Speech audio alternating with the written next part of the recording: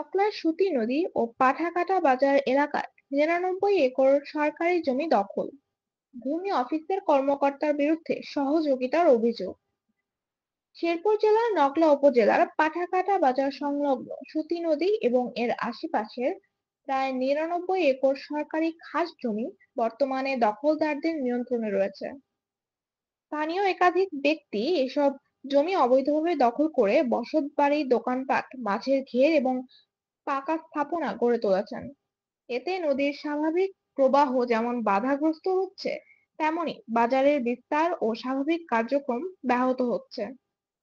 এলাকাবাসীর অভিযোগ, এই দখল প্রক্রিয়ায় ভূমি অফিসের নায়েব মোকসেদ সরাসরি সহযোগিতা করেছেন। তার বিরুদ্ধে অভিযোগ রয়েছে তিনি গোপনে ২০ থেকে ৩০ হাজার টাকা ঘুষের বিনিময়ে মৌখিক অনুমতি দিয়ে সাধারণ মানুষকে দখলের সুযোগ করে দিচ্ছেন। স্থানীয় একাধিক সচেতন নাগরিক জানিয়েছেন, দীর্ঘদিন ধরেই ভূমি অফিসের কিছু অসাধু কর্মকর্তার সহায়তায় সরকারি জমি দখলের এই প্রক্রিয়া চলছে। তারা বলেন, সরকারি সম্পদ দখল করে ব্যক্তি স্বার্থে ব্যবহার করা যেমন অনৈতিক, তেমনি এক্ষেত্রে ভূমি অফিসের একজন দায়িত্বশীল কর্মকর্তার সম্পৃক্ততা অত্যন্ত দুঃখজনক। এদিকে নদী দখলের ফলে বর্ষা মৌসুমে বাজার এলাকায় দেখা দেয় জলাবদ্ধতা। এতে করে সাধারণ মানুষের চলাচল, বাজার কার্যক্রম এবং কৃষিকাজ ব্যাহত হচ্ছে। পরিবেশবাদীরা বলছেন, নদীর অস্তিত্বই আজ হুমকির মুখে। প্রসঙ্গত, ২০২৩ সালে জেলা প্রশাসক, উপজেলা নির্বাহী কর্মকর্তা এবং সহকারী কমিশনার যৌথভাবে অভিযান চালিয়ে এলাকাটি দখল মুক্ত করলেও পরবর্তীতে তা আবারও দখল হয়ে গেছে। এমনকি ভূমি অফিস সংলগ্ন জায়গাগুলোতে পুনরায় দখলদারদের আনাগোনা দেখা যাচ্ছে।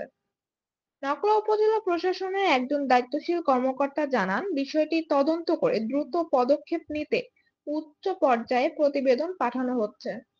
এখনই প্রয়োজন কঠোর প্রশাসনিক হস্তক্ষেপ, নিয়মিত উচ্ছেদ অভিযান এবং সংশ্লিষ্ট কর্মকর্তাদের জবাবদিহিতার আওতায় আনা।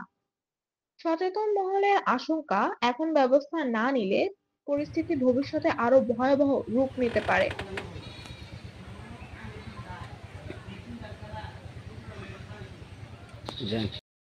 আমি মনোহর মিলন, ৬ নং পাঠাকাটা ইউনিয়নের একজন বাসিন্দা। তো আপনারা দেখতে পাচ্ছেন আমার পিছনে যে পাঠাকাটা ইউনিয়নের সুতি নদী, এটা হচ্ছে পাঠাকাটা ২ নং ওয়ার্ড এবং ১ নং ওয়ার্ড মিলিত।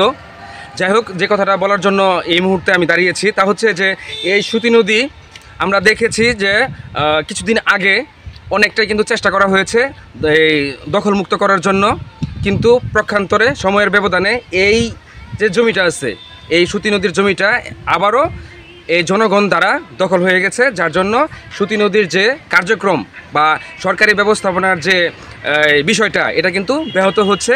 সেই সাথে এখন এই সুতি নদীতে সরকারিভাবে মাছের প্রজেক্ট কিন্তু করা যাচ্ছে না, অর্থাৎ সরকারি অর্থায়নে যে এখানে মাছের যে প্রজেক্টটা করা হবে, এটা করা যাচ্ছে না। এখন সুতি নদীটা সম্পূর্ণই একদম মানে একটা বিশৃঙ্খল পরিবেশ জনসাধারণের জন্য।